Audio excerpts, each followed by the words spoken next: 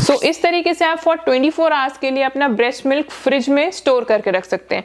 उसको आप मेंशन करके रख देंगे तो आपके लिए काफ़ी ज़्यादा ईजी हो जाएगा, हैसल फ्री हो जाएगा। बेबी नहीं पी रहा है तो आप उस फॉर्मूला मिल्क को फेंक दीजिए 10 से 15 मिनट के बाद में, क्योंकि तो friends, welcome back to my channel. मैं हूं आपकी दोस्त गरिमा। आज हम बात करने जा रहे हैं किस तरीके से ब्रेस्ट मिल्क या फॉर्मूला मिल्क को हम स्टोर कर सकते हैं काफ़ी लंबे टाइम तक के लिए रेफ्रिजरेटर में। So without wasting any time, let's get started. So friends, जैसे बेबी डिलीवर होता है और मदर्स जो मिल्क नहीं प्रोड्यूस कर पाते हैं उतना सफिशिएंट जिससे कि वो अपने बेबी को फीड करा सकें, तो डॉक्टर्स हॉस्पिटल में ही बोलते हैं कि आप हॉस्पिटल में ही स्टार्ट करिए फॉर्मूला मिल्क को। सो फॉर्मूला मिल्क एक तरीके से डाइटरी फूड होता है, एक तरीके से सप्लीमेंट होता है, जो जिन मदर्स का थोड़ी सा स्ट्रगल करी है, मिल्क नहीं प्रोड्यूस हो पा रहा है, ब्रेस्ट मिल्क उतना प्रोड्यूस नहीं हो पा रहा है जिससे कि वो अपने बेबी को फीड कर सके, तो उसकी जगह पे फॉर्मूला मिल्क दिया जाता है। तो अब स्टोरेज की बात करते हैं फॉर्मूला मिल्क की, कि किस तरीके से हमें फॉर्मूला मिल्क को स्टोर कर सकते हैं। I would suggest and I would highly recommend कि आप फॉर्मूला मिल्क को स्टोर बिल्कुल मत कीजिए। आप फॉर्मूला मिल्क को मैक्सिमम टू मैक्सिमम वो आप सिर्फ और सिर्फ हाफ एन आवर तक मैक्सिमम रख सकते हैं। उसके beyond please don't keep the formula milk. Refrigerator में नहीं रखना, आपको फ्रीजर में फ्रीज करके नहीं रखना, आपको बिल्कुल भी उसको इस तरीके से नहीं रखना जैसे कि आप ब्रेस्ट मिल्क को रख सकते हैं। याद रखिए, जो आप दूध फॉर्मूला मिल्क आप दे रहे हैं ना, तो वो बहुत ज़्यादा गर्म होना चाहिए, ना ही पानी जो होता है वो बहुत ज़्यादा ठंडा होना चाहिए। हमेशा जो मिल्क होना चाहिए वो एक रूम टेम्परेचर पर ही रहना चाहिए, क्योंकि जो हमारी ब्रेस्ट मिल्क होता है वो रूम टेम्परेचर जितना ही उसका टेम्परेचर होता है, तो हमें फॉर्मूला मिल्क भी एक रूम टेम्परेचर पर ही देना चाहिए बच्चे को। अब आपने फॉर्मूला मिल्क बना दिया एंड आपने बेबी को पिलाना स्टार्ट किया।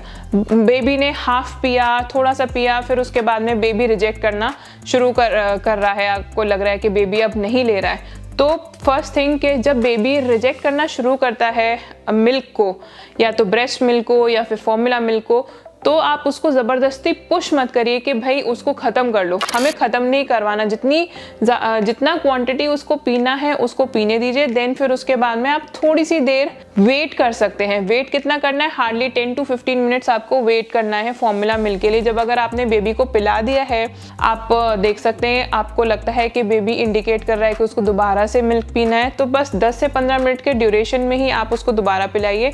इनकेस अगर बेबी नहीं पी रहा है तो आप उस फॉर्मूला मिल्क को फेंक दीजिए 10 से 15 मिनट के बाद में, क्योंकि वो बिल्कुल ख़राब हो जाता है। So what is important for us, हमें हमारे बेबी की हेल्थ ज़्यादा इंपॉर्टेंट है than formula milk. And I understand कि फॉर्मूला मिल्क महंगा होता है, थ्रो करने में भी आपको लगता है कि अरे पैसे का नुकसान हो रहा है, बट हेल्थ, बेबी की हेल्थ से ज़्यादा कुछ इम्पॉर्टेंट नहीं है। फॉर्मूला मिल्क अगर बनाए तो रूम टेम्परेचर पर पानी होना चाहिए। पानी जो है अच्छी तरीके से बॉईल कर लेना है आपको। बॉइल्ड वाटर में ही फॉर्मूला मिल्क बनाना है। एंड जब आप बॉइल्ड वाटर को रखें तो किसी साफ क्लीन बॉटल में ही उसको रखें, एंड देन फिर उसके बाद में बेबी को स्टरलाइज बॉटल में ही उसको फीड कराएं। अच्छी तरीके से फॉर्मूला मिल्क को बनाएं एंड देन फिर बेबी को फीड कराएं। फीड कराने से पहले अपने हाथ पर डालकर देखें कि पानी गर्म तो नहीं है, दूध जो बना है वो गर्म तो नहीं है। So now let's talk about breast milk. Breast milk को किस तरीके से स्टोर किया जाता है। जैसा कि मैंने आपको बताया था कि मैंने दोनों पंप्स यूज़ किए हैं। कीको का मैनुअल पंप यूज़ किया है एंड मेडेला का मैंने इलेक्ट्रिक फ्लेक्स पंप यूज़ किया है। तो मैंने दोनों तरीके के पंप यूज़ किए। सो जब मैंने दोनों तरीके के पंप यूज़ किए तो उनके साथ में इस तरीके की 2 बॉटल्स आपको मिलती हैं, जो मैंने ऑलरेडी दिखाया है। इस तरीके की 2 बॉटल्स में मैं अपना जो मिल्क है, जब मैं पंप कर लेती थी तो इन बॉटल्स में स्टोर करके रख देती थी। मैं फीडिंग बॉटल्स को अलग रखती थी और जो स्टोरेज बॉटल्स हैं उनको अलग रखती थी। सो मैं आपको यही रिकमेंड करूँगी कि अगर आप पंप करके और स्टोर करना चाहते हैं रेफ्रिजरेटर में या फ्रिज में अपना ब्रेस्ट मिल्क, तो बॉटल्स को डिवाइड कर लीजिए। यानी कि आप फीडिंग बॉटल्स अलग कर रखिए और अपनी जो ब्रेस्ट पम्प की जो स्टोरेज करने वाली बॉटल्स हैं उनको अलग रखिएगा।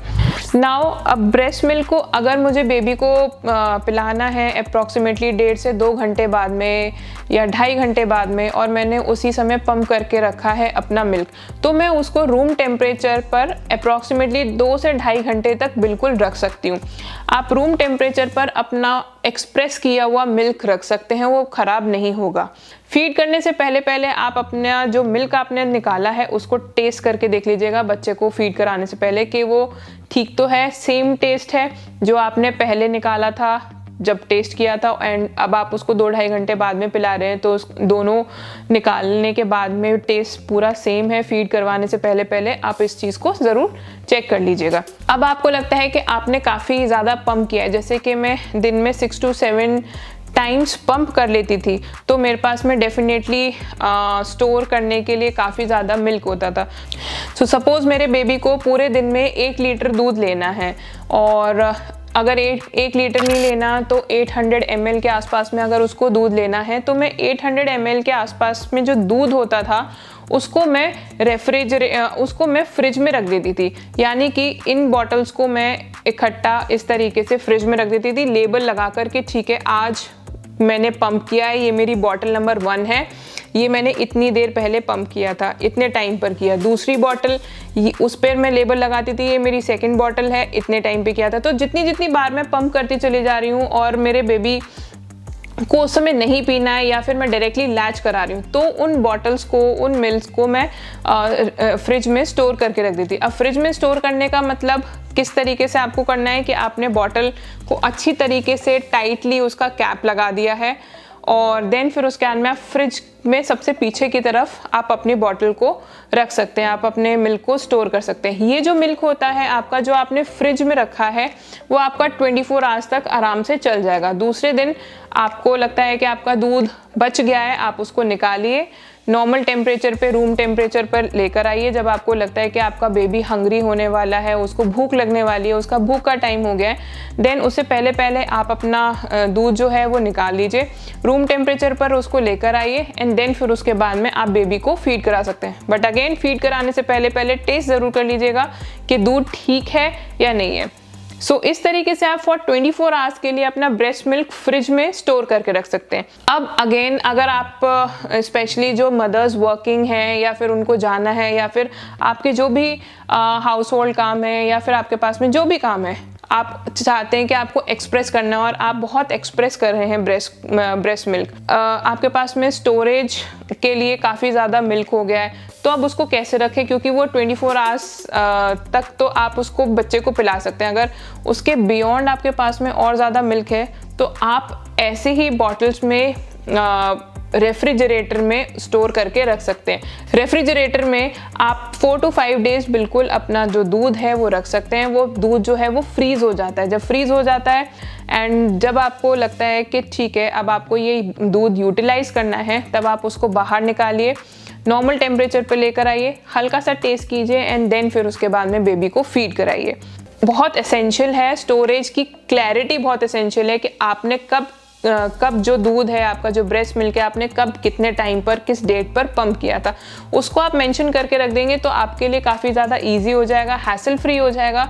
ओवर पंपिंग मैंने कभी की नहीं है, बिकॉज ओवर पंपिंग करते हैं तो ब्रेस्ट एंगॉर्जमेंट हो जाता है, पेन फील होता है, स्वेलन ब्रेस्ट हो जाते हैं, तो फिर उस पॉइंट तक आपको लेकर जाने की ज़रूरत नहीं है। सो मैंने 24 आवर्स तक के लिए तो हमेशा फ्रिज में ही रखा है। आप ब्रेस्ट मिल्क को ओवर हीट नहीं कर सकते, हीट नहीं कर सकते, प्री हीट नहीं कर सकते। आप ब्रेस्ट मिल्क को बिल्कुल हीट नहीं करेंगे। 40 मिनट्स के आसपास में आप वेट करिए कि ठीक है बेबी थोड़ी देर में ले लेगा, क्योंकि रूम टेम्परेचर पर है। हाफ एन आवर 40 मिनट्स तक रह जाता है एक बार नॉर्मल टेम्परेचर पर लाने के बाद में। तो फिर उसके बाद में आप देखिए कि बेबी अगर फीड लेता है तो ठीक है, नहीं लेता है तो जो रिमेनिंग आपका दूध बच गया है प्लीज़ उसको डिस्कार्ड कर दीजिएगा, क्योंकि जब एक बार बेबी का सलाइवा जो होता है वो निपल पे जाता है एंड निपल के साथ साथ में वो बॉटल के अंदर जाता है, तो अंदर बाहर हो रहा होता है क्योंकि वो सकल कर रहा होता है। तो उसका जो बैक्टीरिया उसके जो मुंह में जो भी बैक्टीरियाज होते हैं वो बॉटल के अंदर जाएंगे। अगर आप उसको दोबारा से रीस्टोर करेंगे देन वो थोड़े से बेबी के लिए इन्फेक्शियस हो सकता है, वो इन्फेक्शन कॉज कर सकता है। तो फिर आप नॉर्मल टेम्परेचर पे कैसे लेकर आएँ? सिंपल तरीका है, अगर आपके पास में बॉटल वार्मर है, मैंने फिलिप्स का बॉटल वार्मर लिया था and I was very happy. 1.5 से 2 मिनट के लिए आप बॉटल वार्मर में या तो आप इस बॉटल को रख दो और फिर उसके बाद में नॉर्मल टेम्परेचर पे वो आ जाएगा। बॉटल वार्मर का काम ही यही है कि देन फिर उसके बाद में आप अपनी दूसरी बॉटल में फीडिंग बॉटल में पलटिए दूध को, आप अपने हाथ पर डाल के देखिए, आपको लगता है कि नॉर्मल टेम्परेचर पर आ गया, देन फिर आप उसके बाद में बच्चे को फीड करा सकते हैं। अब नाउ आपके पास में बॉटल वार्मर नहीं है तो आपको क्या करना है? सो सिंपल सी चीज़ है, आप कोई भी एक बर्तन लीजिए, उसमें गर्म पानी जो है बॉइल्ड गर्म पानी आप उसमें रखिए, डालिए एंड देन फिर उसके बाद में बॉटल को लिड लगाए हुए, खोल के नहीं, लिड लगाकर आप इस तरीके से, सपोज ये मेरा पतीला है, इसमें मेरे पास में गर्म पानी है और मैंने क्या किया, बॉटल को इस तरीके से रख दिया।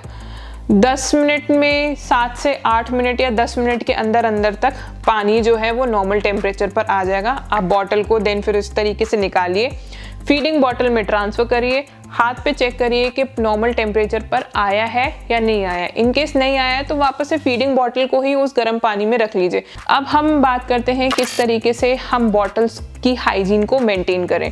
हमेशा हमेशा हमेशा जो भी आप पंप यूज़ कर रहे हैं उसके सारे पंप, इलेक्ट्रिक पंप के जो पार्ट्स हैं या फिर मैनुअल पंप यूज़ कर रहे हैं, उन सारे पंप्स को आप हर बार जब भी पंप करें उनको अच्छी तरीके से वॉश करें एंड देन फिर उसके बाद में उनको स्टरलाइज करें। Sterilisation is very very very essential, क्योंकि अगर आप स्टरलाइज नहीं करते देन फिर उसके बाद में उसमें unwanted bacterias, unwanted germs accumulate हो जाएंगे और फिर वो बच्चे में ट्रांसफ़र हो जाएंगे एंड उसकी वजह से बच्चे को हार्म होगा। तो स्टरलाइजेशन इज़ वेरी इंपॉर्टेंट। जब जब बच्चा फीड ले लेता है तब तब आपको हर बॉटल के पार्ट्स को अच्छी तरीके से वॉश करना है, धोना है एंड देन फिर उसके बाद में स्टरलाइज करना है। अब स्टरलाइज कैसे करना है? अगर आपके पास में स्टरलाइज़र है, वेल एंड गुड, वो आपका काम जो है वो काफ़ी इजी कर देगा। इन केस आपके पास में स्टरलाइज़र नहीं है तो फिर आप क्या कीजिए, बड़ा पतीला लीजिए, उसमें पानी जो है वो काफ़ी गर्म करके रख दीजिए या फिर आप गीज़र का कम्प्लीटली बहुत गर्म हॉट वाटर आप ले सकते हैं पतीले में एंड देन फिर उसके बाद में जितनी जितनी बॉटल्स आपकी खाली होती गई हैं, स्टोरेज बॉटल्स या फिर फीडिंग बॉटल्स या ब्रेस्ट पम्प्स के जो पार्ट्स हैं जो भी खाली होते गए हैं, धुल गए हैं, उनको आप उस गर्म पानी में डाल दीजिए। गर्म पानी में डालने के बाद में आप उस पतीले को, वेसल को एक प्लेट से आप उसको ढक दीजिए। हाँ, 15-20 मिनट्स बाद में आप बॉटल्स को वापस से बाहर निकाल सकते हैं। तो इससे क्या होगा, बॉटल्स जो हैं आपकी अच्छी तरीके से स्टरलाइज हो जाएंगी। सो फ्रेंड्स, होप आपको मेरी वीडियो पसंद आई होगी। प्लीज़ लाइक एंड शेयर करना ना भूलें। कमेंट ज़रूर करें क्योंकि कमेंट्स मेरे लिए इंपॉर्टेंट हैं और मेरे को पता चलेगा कि आपको क्या पसंद आ रहा है, क्या नहीं पसंद आ रहा है। जो चीज़ आपको नहीं पसंद आ रही है या किसी भी पॉइंट से आप डिसएग्री करते हैं तो प्लीज़ प्लीज़ प्लीज़ कमेंट में ज़रूर शेयर कीजिएगा। मैं ज़रूर कमेंट एंड रिप्लाई करूँगी। So then see you soon in the next video. Thank you so much.